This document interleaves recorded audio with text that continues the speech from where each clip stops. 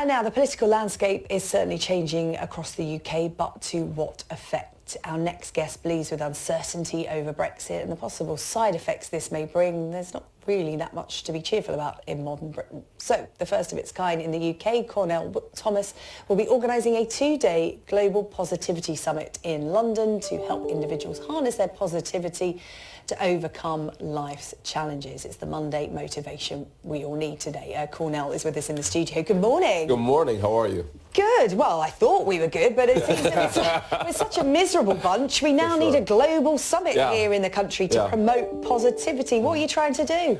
Well, we ran one in New Jersey, we ran one in New York, we ran one in Los Angeles, and I said I have to come to England. So I'm a motivational speaker, so I've spoken in England 6 or 7 times. So positivity is not just to a certain location. Positivity is needed all over the planet. You can turn on the news and you can see people that are upset, miserable. So I want to bring it to England and start from there. Cornel, it's not me that needs to be convinced. I like to think I'm upbeat and positive. It's my colleague Neil here that you might need to convince. Neil, exactly, that is the key question. What's up, Neil?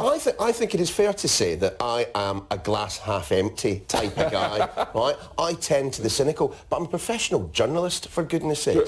I'm not, so what can I do? I don't get out of my bed at 3 o'clock on a Monday morning with a spring in my step, so to speak. How can I better improve my sense of positivity? A few easy steps. Well, I'm going to bail Neil out a little bit because that's the problem. People think that positivity is being happy all the time. Thank you. Perfect. Great. That's not positivity. To me, I think that's stupidity. Yeah. Right? Because you're allowed to be human. You're allowed to have human emotions. What I say is you just can't live in negative emotions. So if Neil wakes up at whatever time he wakes up and he's having a bad morning for whatever, he had a bad dream about unicorns or whatever it is, he can't continue that on till 5 o'clock in the evening. Because we don't have a lot of time on this earth. We're just renters. If everything goes right and we have 100 years on this planet, the next batch comes around. So how much time are you going to waste being negative, right? It's a rare trend at the moment, isn't it? You know, we talk about self-care and things like that. What kind of trends do you see people following? Because a lot of people on social media, I mean, social media is seen as the sort of downer for positivity, but people will post motivational quotes, you know, their self-care Sunday routine, just taking a bit of time out to look after number one. Is that the kind of thing that sort of fosters positivity? Yeah. Well, I think positivity comes from here. So I don't even like to really use the term motivational speaker because what I can do is inspire you to maybe look at the world a little bit different. So the problem with social media is we look at it and we don't understand it. We're getting everybody's highlight film.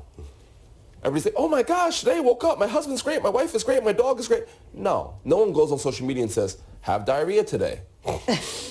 No. You haven't seen Neil's social media, have you? I don't know if I'm going to see Neil's social media, if that's what he posts. But, you know, it's not quite that bad. But we're looking at everybody's highlight reel. We're not looking at reality. So I think posting positive quotes, that's great, that's awesome, but just realize everybody deals with it differently. Everybody deals with life differently. And we try to inject a bit of good news, don't we, into us, because we get so many people getting in touch with us going, where's the good news? And when there's like a positive story, somebody overcoming something insurmountable, whether it's climbing, you know, Mount Everest or overcoming cancer, we like to highlight that, don't we? Because so many people react positively to it. Well, this is the thing that interests me, Cornel. I mean, because of the internet and because of social media, we are all so much more connected than we have ever been.